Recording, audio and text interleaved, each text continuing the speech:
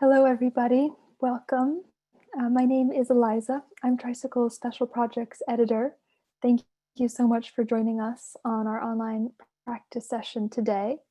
We began these sessions this past spring in response to the pandemic, to respond to the moment that we're all living in and the challenges we're facing. We'd also like to start by acknowledging the pain around the continued fight for racial justice in the United States. That's still on many of our hearts and minds at this time.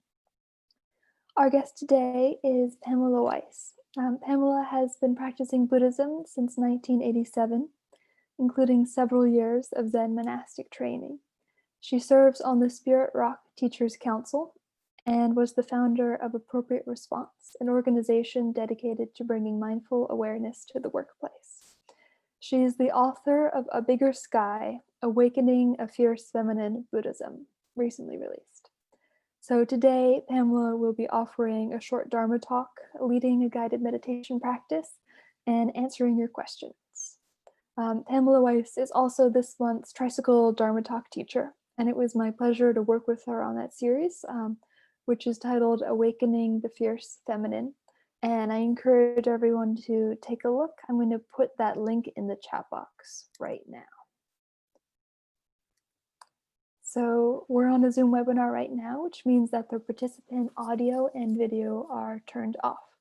We're recording this session for anyone who is unable to attend live, and you can view the recordings as well as the schedule for upcoming sessions at tricycle.org/live. I'll put that link in the chat, where you can also make a donation to support these free offerings. So we have time for question and answer at the end of today's session. So please post your questions in the Q&A panel, which is accessible through the button at the bottom of your Zoom video screen. We'll get to as many questions as we can at the end of this hour-long call. If you're tuning in from Facebook Live, please post your questions as a comment field and we will add it to the list. So thank you so much, Pamela Weiss, for being with us today. We really appreciate it. And I will turn it over to you now. Thank you, Emily, and really big, warm thanks to Tricycle for hosting this event and for hosting me this afternoon, as well as on the video series that Eliza mentioned just a bit ago. So I've been carrying this question with me in my heart, my mind, my body about what does it take to heal?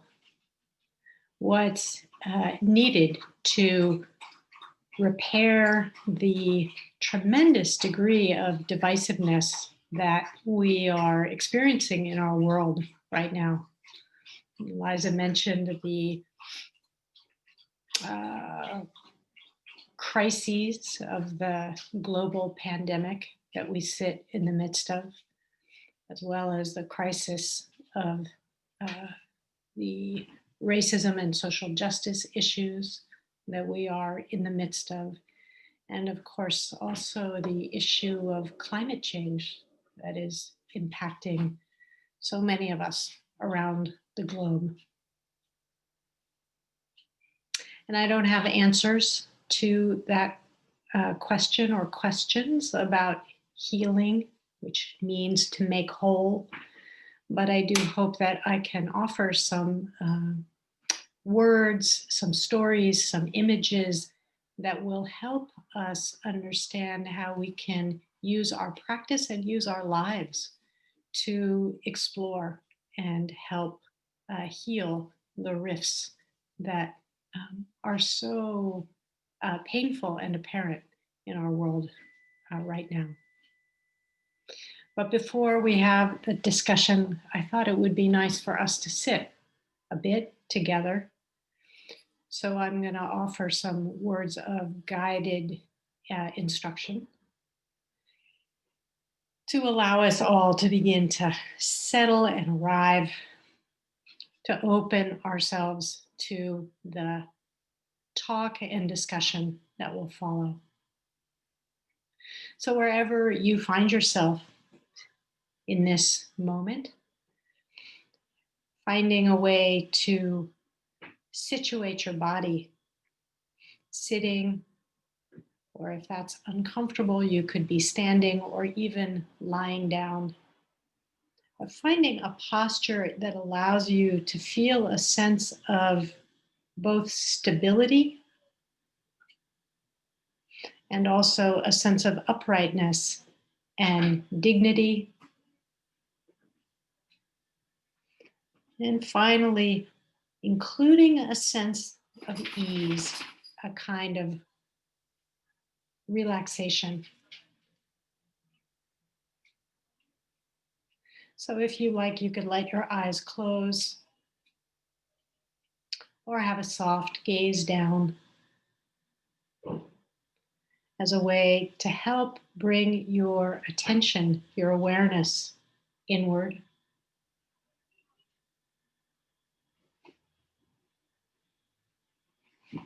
And I like to imagine I could fill my whole body from the inside with my attention.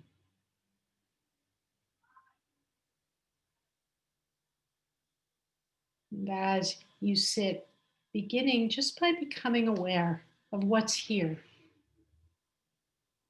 what's present, what's true for you now.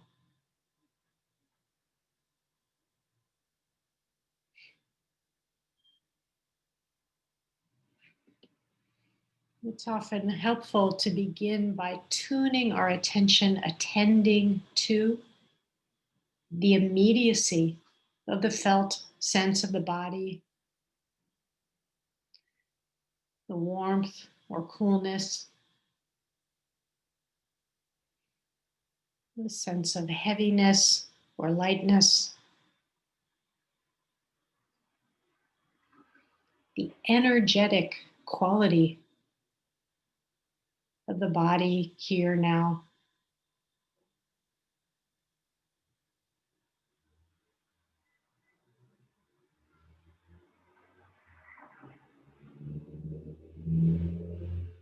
I like to imagine I could feel the weight of my body, the heaviness, the density of the bones and muscles really sinking down, resting down.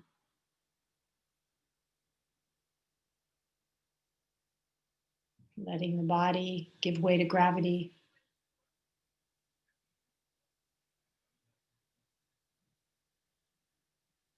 And feeling or sensing the earth element, the heaviness of the body resting,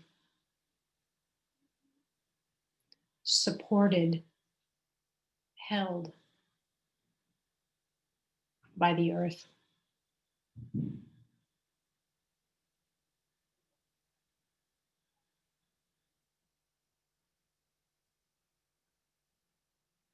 Feeling the body present,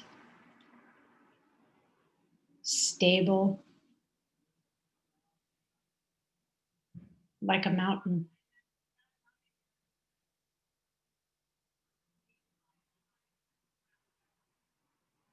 And aware of the breath in the body, like a soft breeze.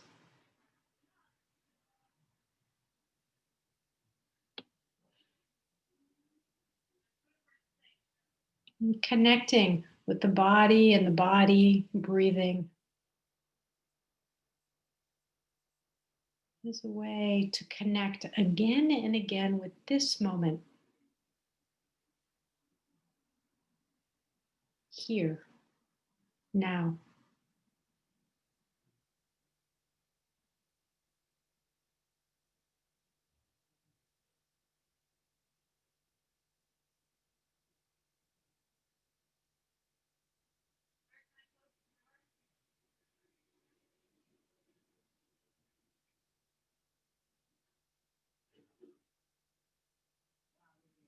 And feeling the body stable like a mountain, the breath like a soft breeze, letting the mind the big mind of awareness be open,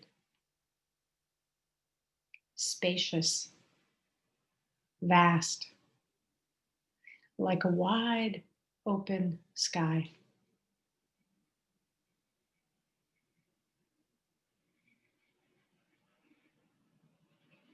Bringing an attitude of receptivity, of curiosity, of kindness to whatever arises in this sky-like awareness.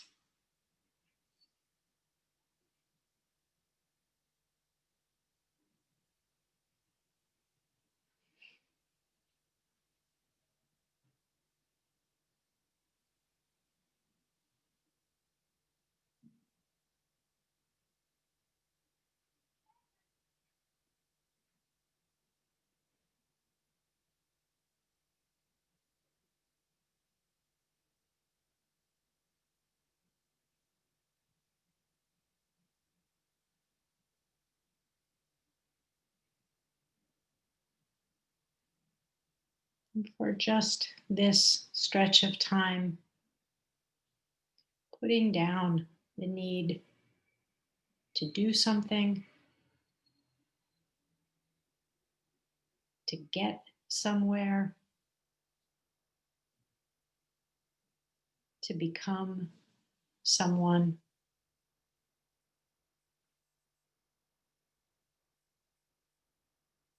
And cultivating this simple but not so easy practice of being with,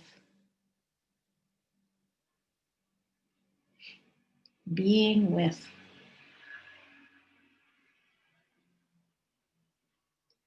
meeting each moment of experience,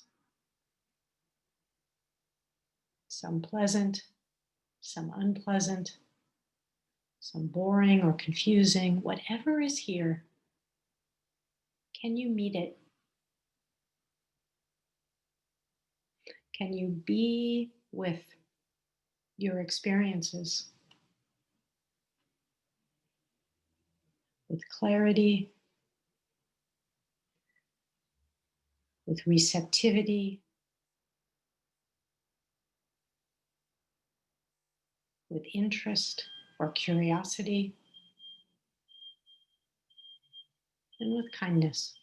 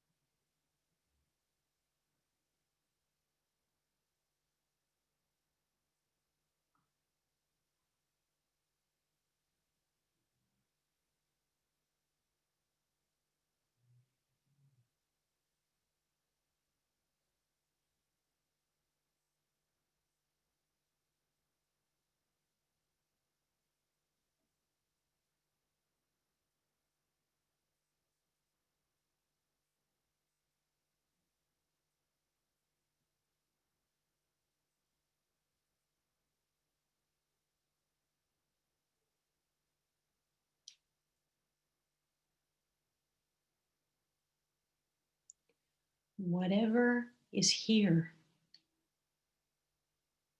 whatever is true for you now, can you be with?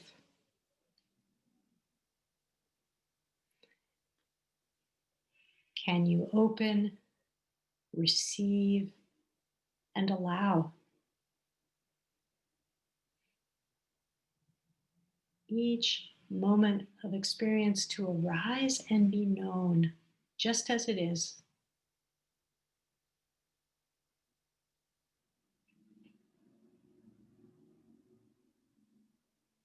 However it is, moment by moment.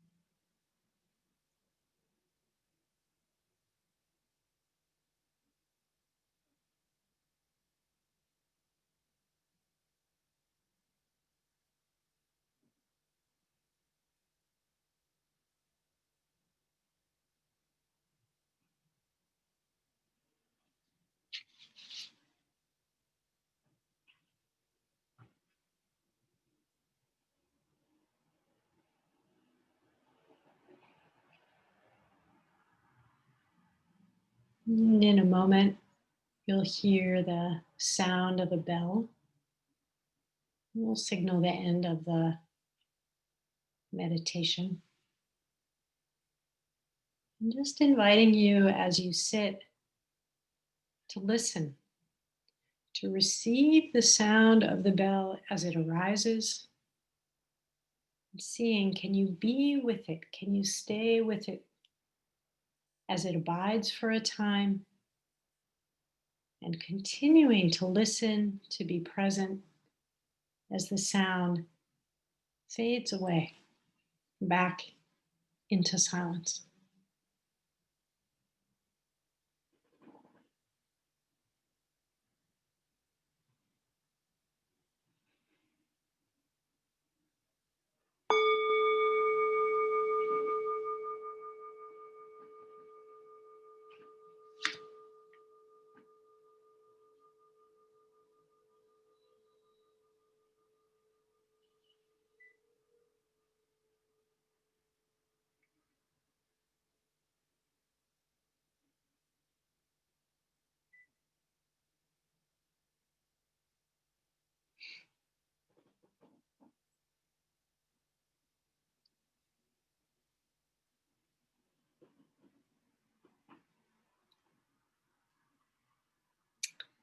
So I'd like to draw on this image of a big, wide, open sky, which is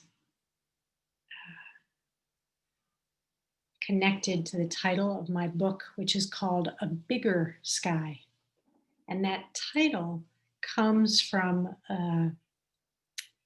it's a Zen story or image that describes how we as humans are all walking around as if we were looking at the sky through a straw or through a pipe. And is that the sky we see? Sure, it is. But is it the whole sky? Absolutely not. So, what does it take to allow ourselves the fullness of our experience? Or, in the language that I used earlier, what does it take to heal the divisiveness that's so prevalent in our world now? And for me, that image of all of us walking around with our slice of sky, each of us with our unique sky circle that we see, it helps to understand how it is that we find ourselves in a place in which we have trouble understanding the views and perspectives of others. Because if we hold too tightly to our own sky circle, if we insist that my sky is the only sky or my sky is the right sky, if we grip to our views and opinions, then we tend to bang up, bumping and bruising against other sky circles. And it feels to me that we are in the midst of quite a lot of that. And when that happens, there's the pain of that bumping and bruising, but there's also the loss of this capacity to both feel and see and experience a bigger sky, which we might use as a kind of metaphor for more freedom. It's really important to understand that we're not in the realm in this discussion of right and wrong and good and bad, that we all carry with us innately a kind of binary mind, a mind that makes distinctions, that says yes and no and good and bad and me and you and here and there, and that those distinctions can be very useful for us.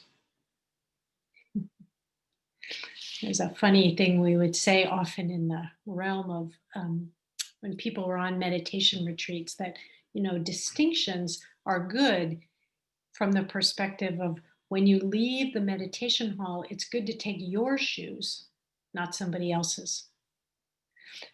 It's good when you're driving to understand what the traffic signals mean. So these kinds of distinctions are helpful. They help us navigate, they help us get around in the world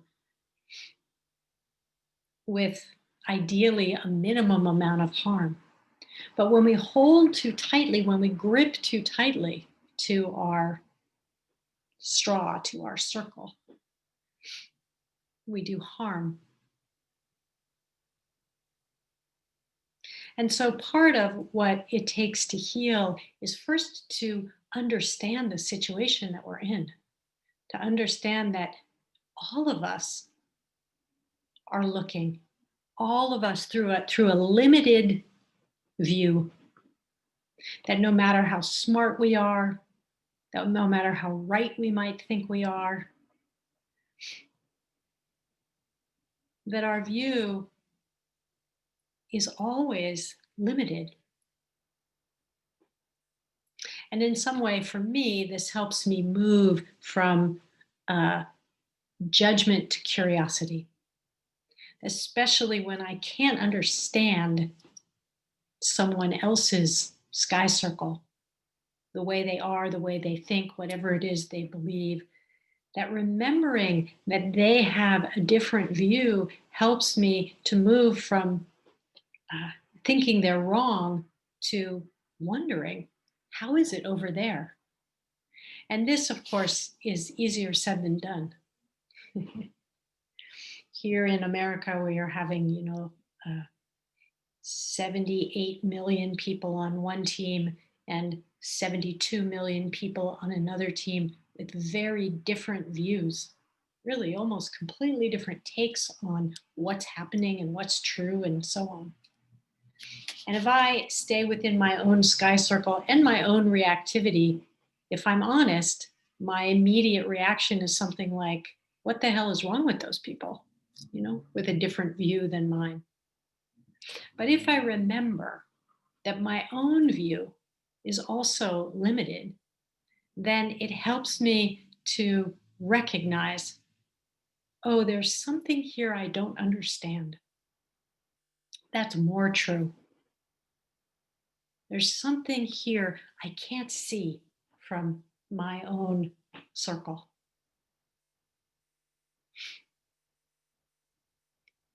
And there's something else, which is to recognize that the circle that I'm looking through, isn't mine alone. That what I see, and not just what I see, but even where I look, is, we use the Buddhist language for it, it's all conditioned. That it comes through my family, through my culture, through the place and time in which I was born and have been raised. There's a quote from I read from a dear friend of mine, and something that she wrote that comes from Krishnamurti, who's a great Indian sage. And he says, you think you are thinking your own thoughts. You are not. You are thinking the culture's thoughts, which is a way of acknowledging that we ourselves are conditioned. And that conditioning determines, as I said, both what we see and where we look. And we live in a culture, all of us. And I know I saw some of the people in the chat who are from all over the world, but that the culture, the overarching culture that we live in, is very much a culture on tilt. We are in a time and place that is deeply and painfully out of balance.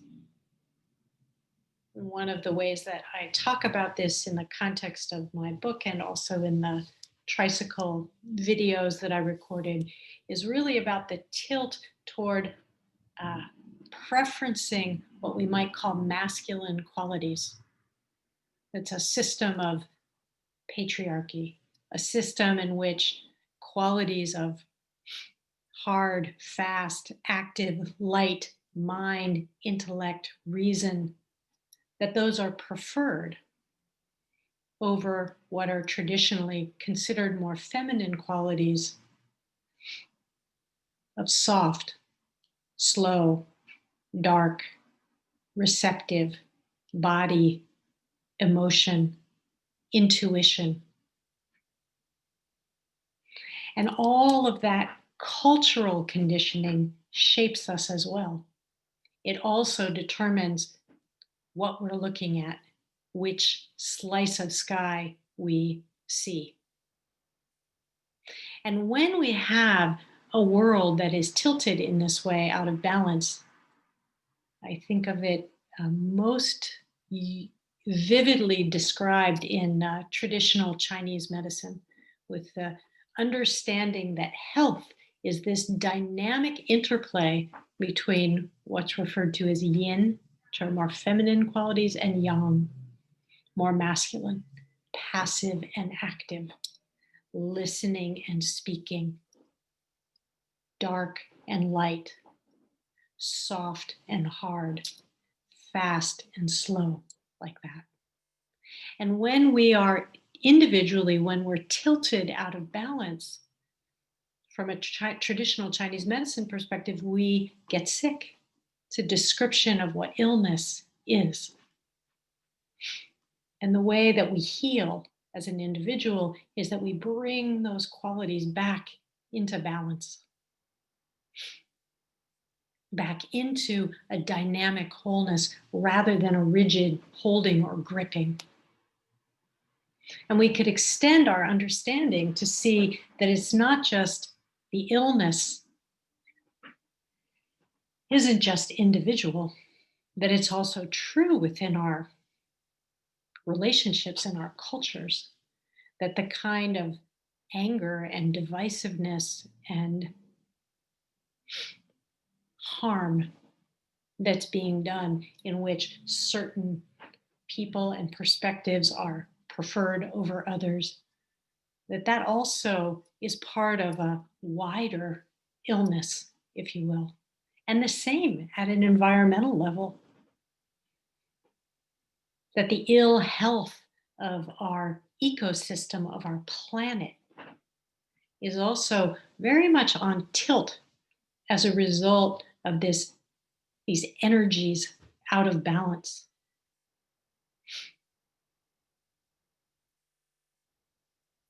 So there's work for us to be done, to do, but it's not just individual. It's not just about bringing myself individually into balance. That's part of it. But it also requires a kind of deep listening, a looking out, a relating to other people and the world, to hear the cries, as is described in the description of a bodhisattva, great compassion. How do we hear the cries of the world and respond? And part of the way we do that is through a meditative practice in which we're learning to listen. We're learning to be responsive, to meet our own experience, so that we can also meet the experience of others and of the world.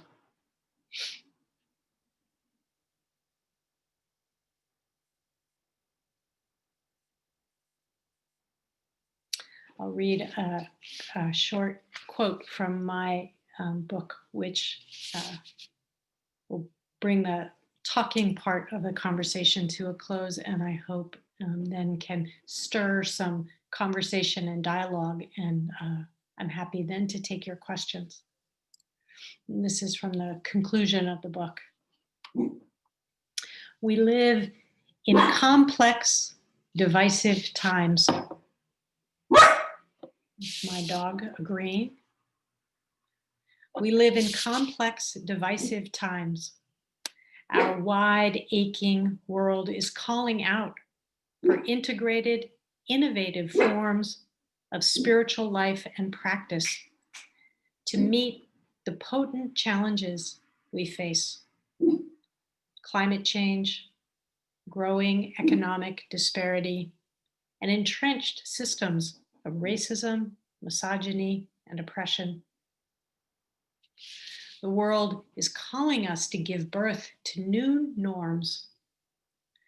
This requires us to embrace paradox and mystery and to give ourselves over to the beautiful, terrifying unknown. In other words, to step outside our familiar sky circles. To do this takes courage and compassion, wisdom and generosity, and the ongoing willingness to listen deeply and to speak our truth. It's only together that we can see the entire sky. So I will pause there and invite any of your questions, comments, reflections, thoughts to type them into the Q&A, and then I think Eliza will send them to me or speak them to me. Yeah. Thank you so much for that practice and for that Dharma talk, Pamela. So everyone, yes, feel free to put your questions in the Q&A or on Facebook in the comment box, please, and we'll get to them. And we'll begin from a question that James has shared. So he says, I find myself meditating about the notion of interbeing, that we are all part of the same sky, to use your metaphor. I seek to be open and to accept, but there are things that are unacceptable. Racism, violence. How do I see people who hold those beliefs as part of the same sky? Yeah, great question.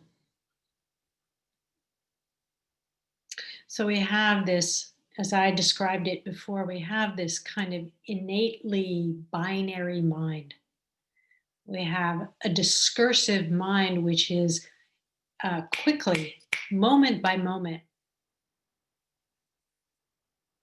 making a self and an other, making a good and a bad, etc.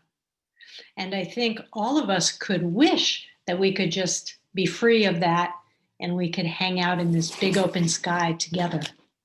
But in fact, what we have is lots of partial skies.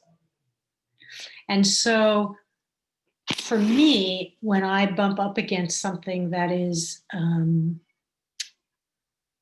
don't like, I disagree with, I think is harmful,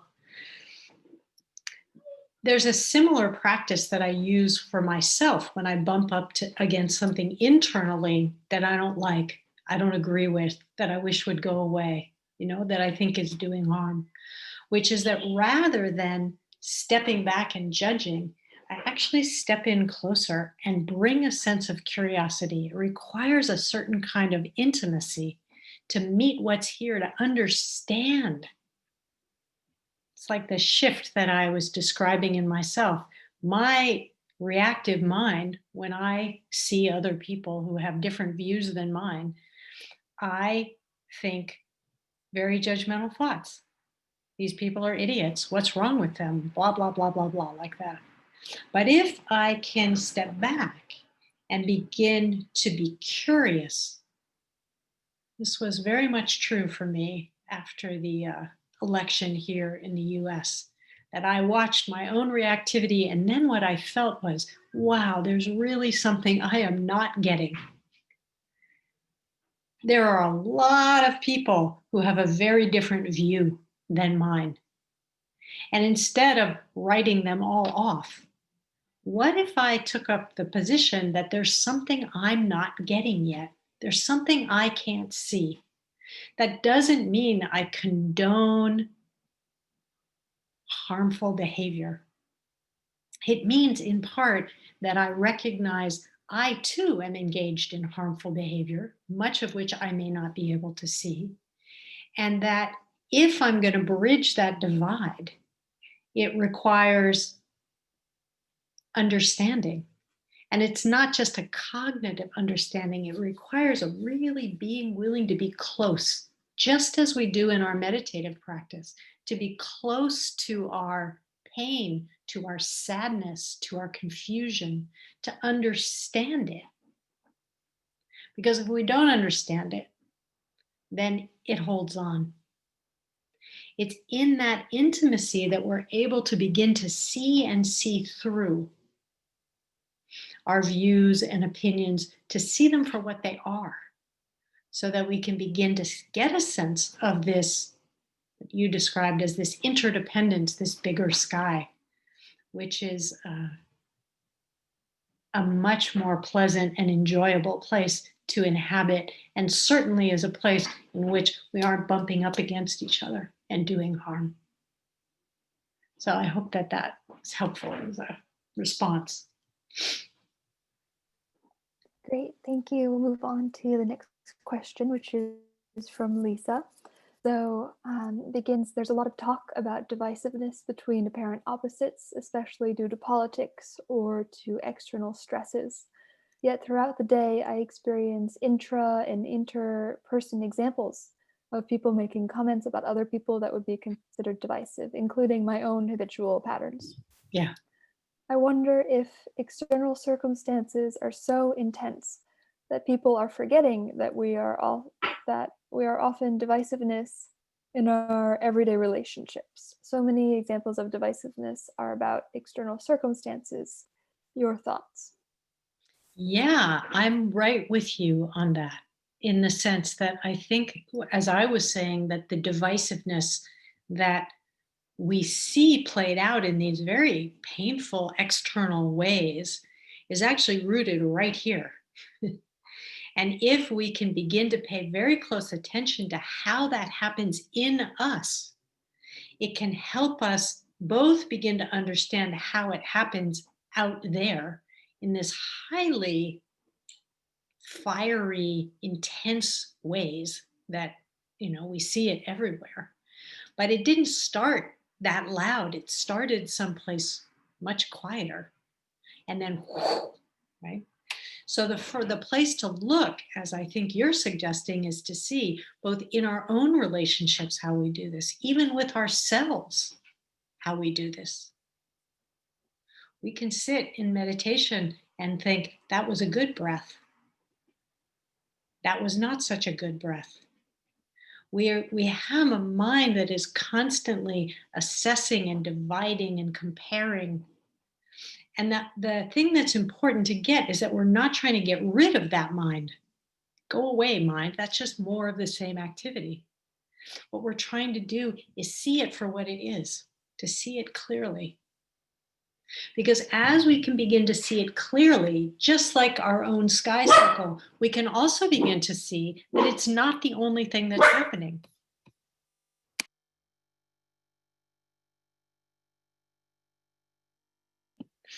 He had something to say too. That there is, in fact, a bigger sky. But we don't get to a bigger sky by jumping over our fixed views and opinions. We get to a bigger sky by seeing them clearly, by being honest about it, by doing the kind of gritty work of getting up close to, I think, as if I heard the question correctly, to getting close into our own judgments, our own divisiveness, the ways in which we separate ourselves from each other, and even the ways we may separate our own mind from our heart or our mind from our body. Those divides cut many, many ways. I'll just say one more piece here, because there is in the Buddhist teaching a beautiful description in which the Buddha sort of discerns different levels of dukkha, of suffering. And the third dimension of suffering, of dukkha, is what's called samskara dukkha. And it is that dukkha of our felt sense of separation. And it's understood to be the most pervasive and in some ways the most subtle, the hardest to see. And that's what we're pointing to here, is that how moment by moment there's this divide, there's this discernment that can, in its best case, be useful, but that often creates or escalates into the kind of divisiveness that we see in the world. When we bring to it rigidity and self-righteousness rather than curiosity and a kind of humility, a kind of recognizing, wow, there's something here I don't understand. And again, this doesn't condone harmful behavior, but it's a step toward healing. It's a step toward learning how to bridge those divides. Yeah, thank you. Great, thank you. Next up is from an anonymous attendee asking, how do meditation practitioners invite more feminine qualities into our post-meditation practice? Into your post-meditation practice. Well, the practice, whether we're meditating or we're engaged in daily life, is actually quite similar. Meditative practice is kind of, we're creating a simplified environment that can help us cultivate this capacity to pay attention, to see clearly what's happening. But in our post-meditative experience, when we stop meditating, we basically want to do our best to bring that same capacity into our daily life, to bring a kind of attention, a curiosity, attending to what's happening. And for me, the tendency is to say masculine qualities, feminine qualities, they're out of balance. This is good. This is bad. I'm going to try to get more of this and get less of that. But I think in the same way that we cultivate in a meditative practice, what's more helpful is to see what's true for you. What's here now? To begin to observe in your daily life, in your daily activity, where do you see qualities of receptivity, of softness, of kindness? Where do you see the opposite? Where do you see moving forward, pushing ahead, activity like that? And where are those in and out of balance in your own life? And it's not in an individual life, you may be overly soft and receptive. So the tilt that I'm talking about is at a cultural level. What's true for any one of us in a moment in terms of that balance, that dynamic balance of these masculine and feminine qualities, that's for us to discern. And so seeing it clearly then begins to give us a sense of how to recalibrate, right? How to tilt. Do I need to bring myself more into action? Speak my truth? Or is this the place to sit back, to be receptive, to be more attuned to listening? I can't tell you what's needed where, but I can say that it's through the same practice that you're cultivating in meditation that you bring into your daily life to begin to observe what's happening where. And only then can you make the adjustment that will bring you back into balance at any particular time.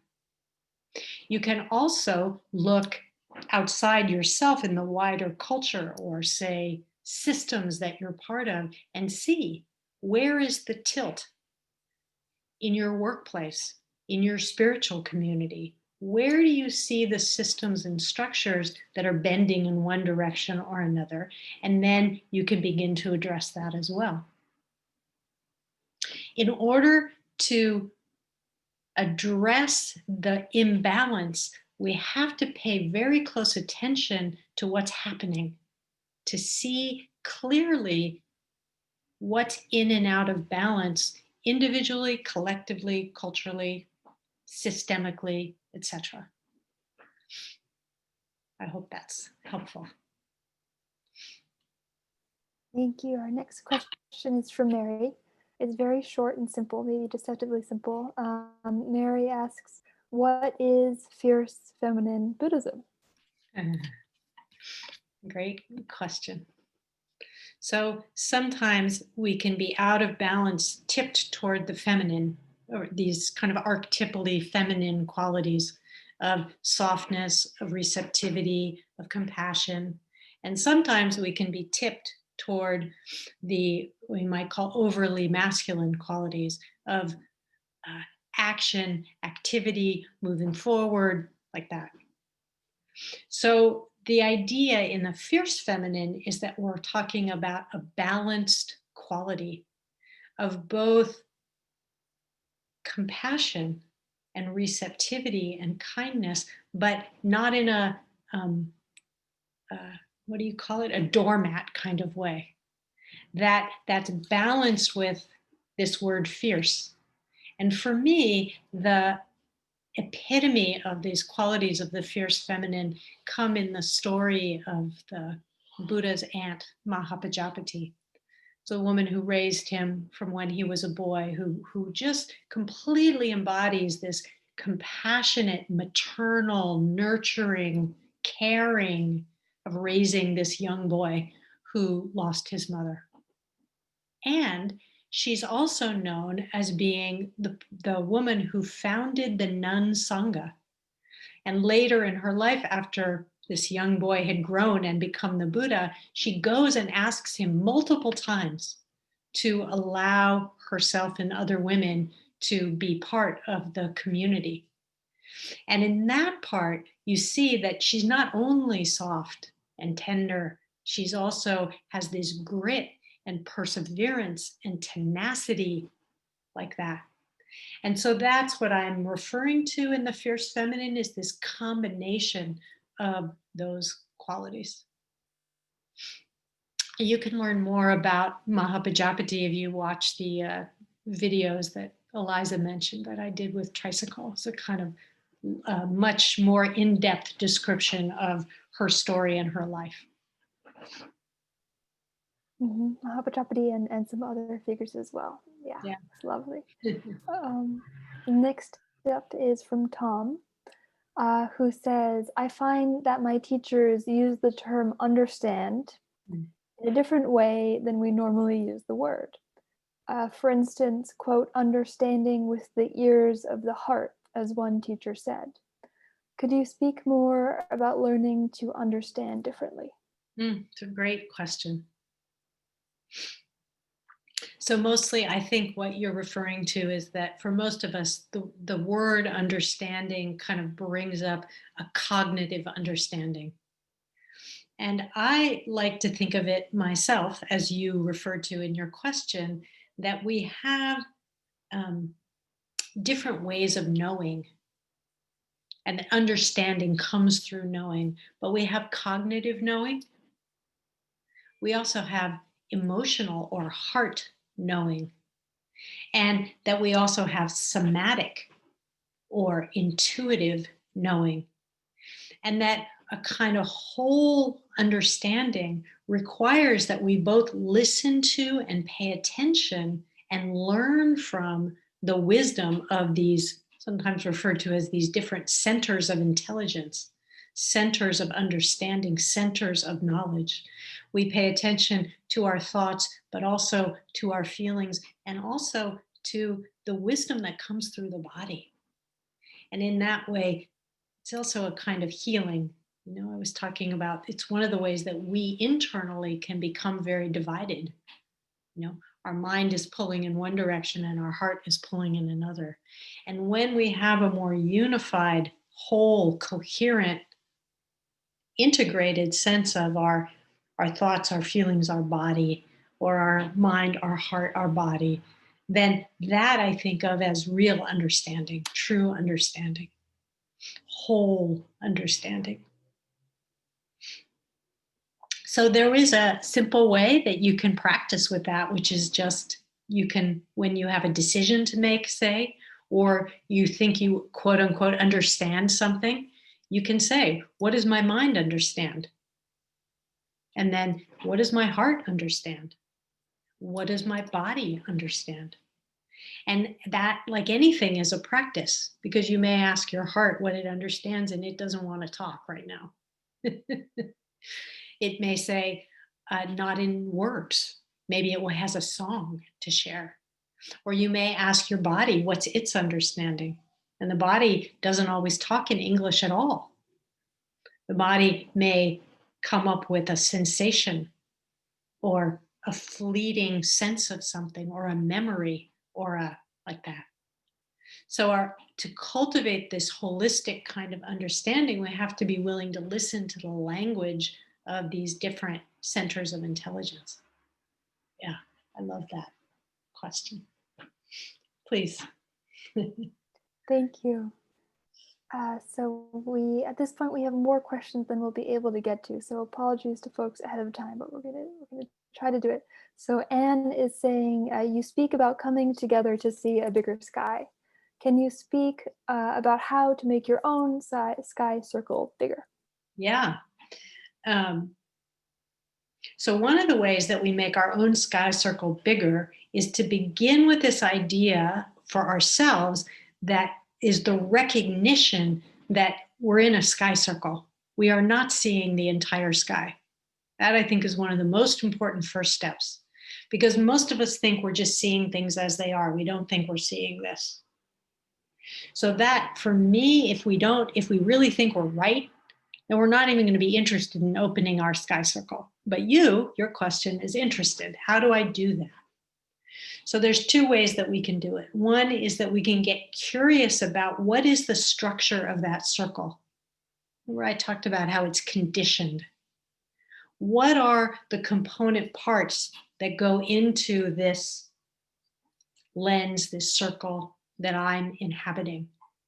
So we bring a kind of curiosity and interest to that, a tenderness to it, really, and a willingness to be intimate rather than I should or I shouldn't, or trying to push it away. And we do the same thing as we recognize that other people are living in their own circles.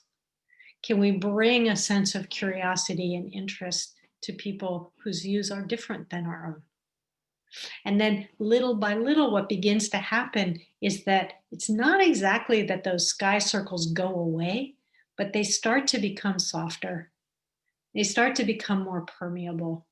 We could say, to have a little more breathing room inside of them. They stop feeling so tight and rigid. Yeah. Thanks for the question.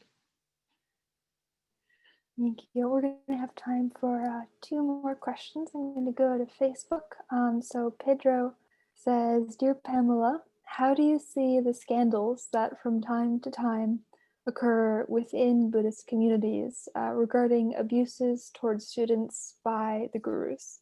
Thank you so much for your beautiful talk. How do I see them? I see them as what they are. They are abuses of power by people in power who are doing harm. And it's very sad for all of us that this happens. And whether we are in various places in our life in positions of power, or we are people who are having abuses of power acted out on us, we want, in the same way, to keep our eyes wide open, to keep paying attention to when those abuses of power are happening. And I would say that the undoing of those dynamics is almost always something that we can't do alone. That this is part of the need for our community, for our connection, for our relationships with other people, to support the dismantling of these systems of power over, of abuse toward, of oppression of. I don't know about you, but I certainly feel overwhelmed by whether it's inside of a Buddhist community or it's inside of a country or a culture. The amount of oppression and abuse that's going on is certainly more than I can do, but that I can undo, I mean. But there's a quote about, the next Buddha will be the Sangha, that it is something that we collectively can do, and that we need each other to support each other in doing. Yeah. Great, thank you. We're going to go to the last question. I just also want to let everybody know, if we weren't able to get to your question, Pamela is taking questions in the comment section on that online video Dharma talk. So you're welcome to leave some questions there as well. But Tin says, behind the clouds is the blue sky, which I think we all enjoy to see the blue sky. But with the current environment we're in now, it seems we will never see the blue sky. Without the practice, what do you recommend we learn to live with the cloudy sky?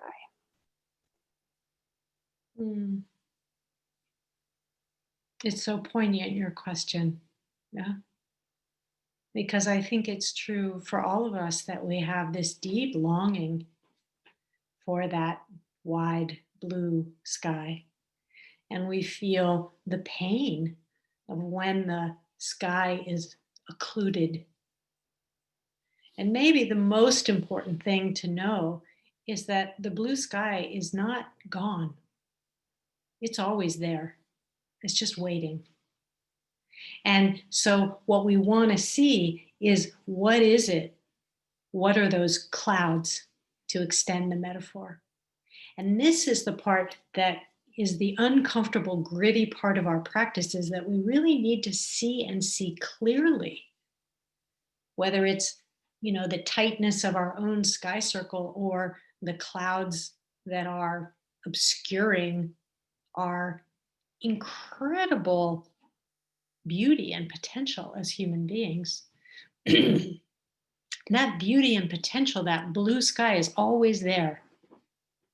But it does require that each of us do the work individually and collectively, meaning for me, and also looking systemically at what is it that's getting in the way?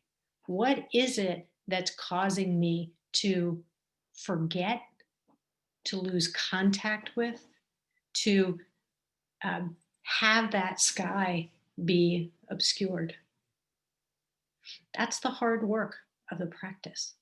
And if we're willing bit by bit to do that work, then individually, collectively, we are allowing this big sky to become more and more available. I hope that's helpful. It's kind of a broad metaphor, but I think a useful one.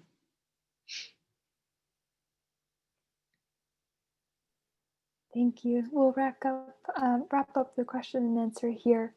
And I really want to thank you so much, Pamela, for joining us and sharing this opportunity with us today, for taking the time.